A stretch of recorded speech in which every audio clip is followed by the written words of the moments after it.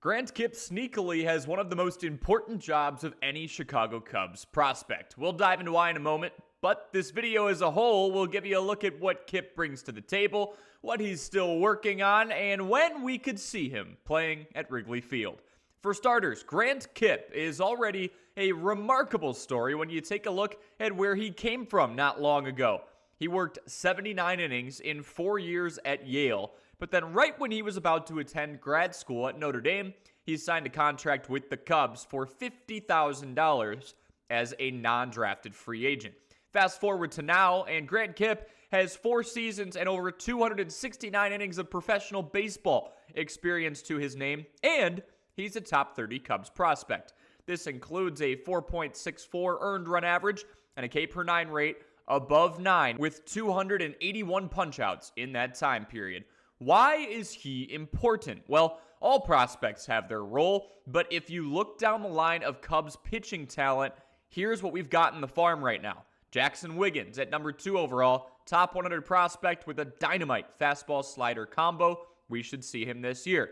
Behind him, there's a pretty stark drop-off. Number 8 prospect, Brandon Birdsell, is out for 2026 due to Tommy John surgery. Behind him, number 11 overall farm talent in the Cubs system, Kaleb was the 4th round draft pick this past summer and is yet to make his professional debut. Behind him at number 16, it's Dominick Reid, 3rd rounder from this past year's draft, and also yet to pitch in minor league ball. That means that behind Jackson Wiggins, the next Cubs top prospect with pro pitching experience is Grant Kipp. For Kipp's strengths, the Yale alum's 65 grade curveball leads his arsenal. He is generating 3,000 RPMs with this pitch, and he's able to throw it with different depths. One variation of the curveball can catch a piece of the zone to buckle some knees. The other variation can dive out of it and generate plenty of swings and misses. The fastball has turned into more of a competitive pitch as of late, up to that 92 to 94 mile an hour range, which has significantly better zip than when he first signed on with the squad. Another strength is that the 26-year-old righty is just durable. He's ramped up his innings output to a career-high 108 frames this past season as a member of the AA Knoxville Smokies.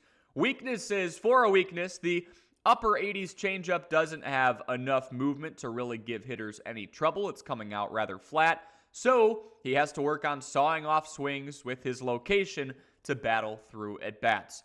The strikeout stuff isn't anything crazy, but the curveball we mentioned is a huge reason that he's got a K per 9 north of 9. He also gets hit around a decent amount. Typically, you'd want your second highest rated pitching prospect with pro ball experience to have an opposing batting average lower than 237, but Kipp has given up his fair share of base runners and sometimes finds himself having to walk the tightrope to get out of jams that he created. This makes me think he may have a mid-relief role in his near future. He's also 26 years old, so any real talks of upside can all but be put to rest. This is his prime, whereas a lot of prospects are on the come-up before they hit that window. So when will we see a guy who is entering his 5th season of minor league ball make the bigs? I do believe it happens this year. It may only happen for a couple of appearances, but between the injury-prone nature of the Cubs' current starting rotation and the lack of prospect arm depth behind Jackson Wiggins at the moment, and that unbelievable curveball that Kipp has been able to manipulate, I wouldn't rule out a call-up near the All-Star break. The stars seem to be aligning for a Grant Kipp rise to the majors. If you enjoy videos and breakdowns just like this one, make sure you leave a like, make sure you subscribe, and we will catch you in the next one.